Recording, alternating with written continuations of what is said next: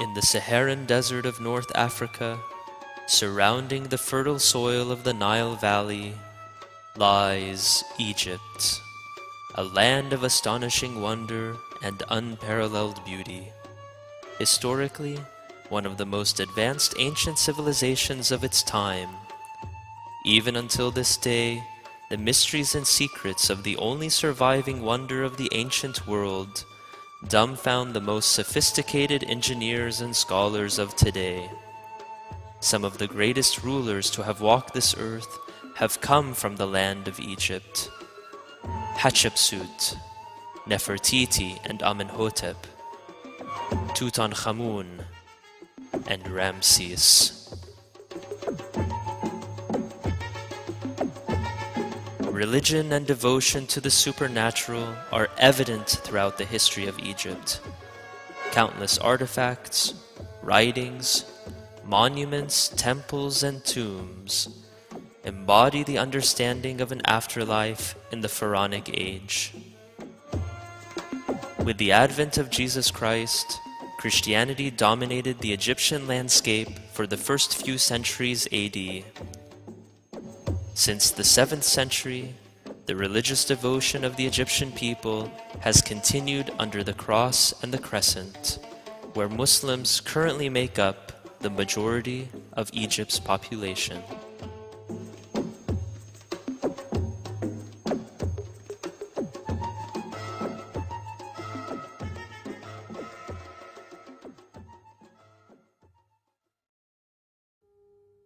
The word Coptic traces its roots to the age of the pharaohs.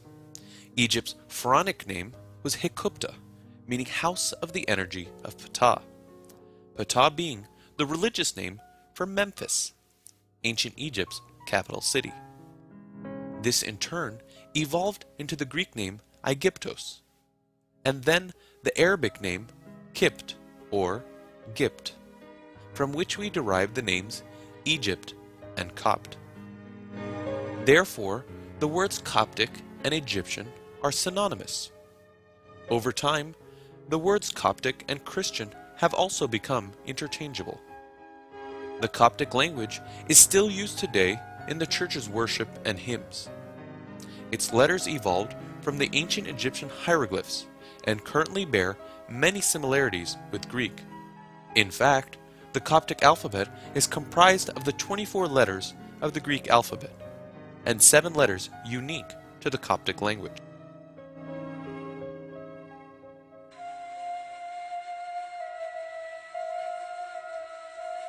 The word Orthodox literally means straight opinion.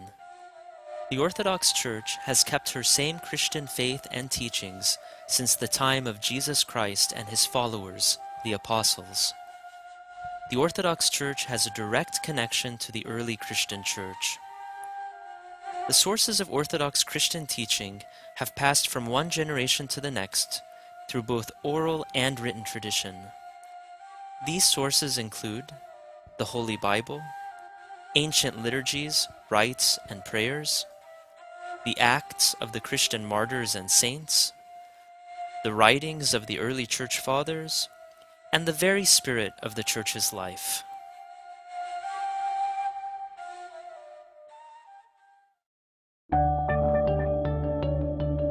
To understand how Christianity spread in the land of Egypt, we must look back further to the age of the pharaohs. The Greek historian Herodotus described the Egyptians as excessively religious, more so than any other people in the world. Ancient Egyptian civilization centered around religion in all its activity. The people of ancient Egypt had an optimistic view of the world and a belief in the afterlife. Although polytheistic, the religion of the ancient Egyptians came to identify Amun-Ra, the great god of Thebes, as the most important.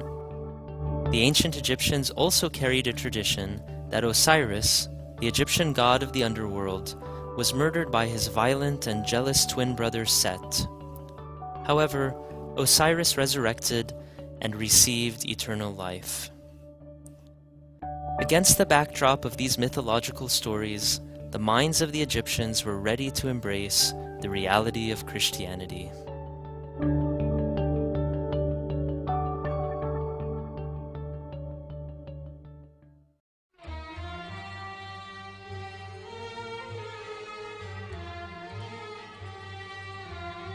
In the Holy Bible, the Gospel according to St. Matthew tells the story of the Holy Family's flight to Egypt.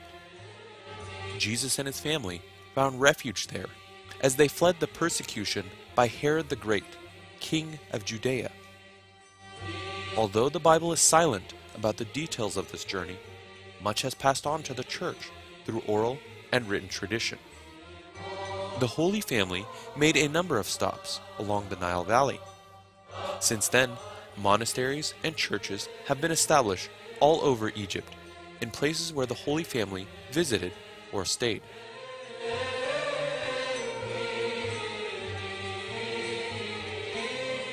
After his resurrection, Jesus Christ sent his disciples and apostles to preach Christianity to the whole known world at that time.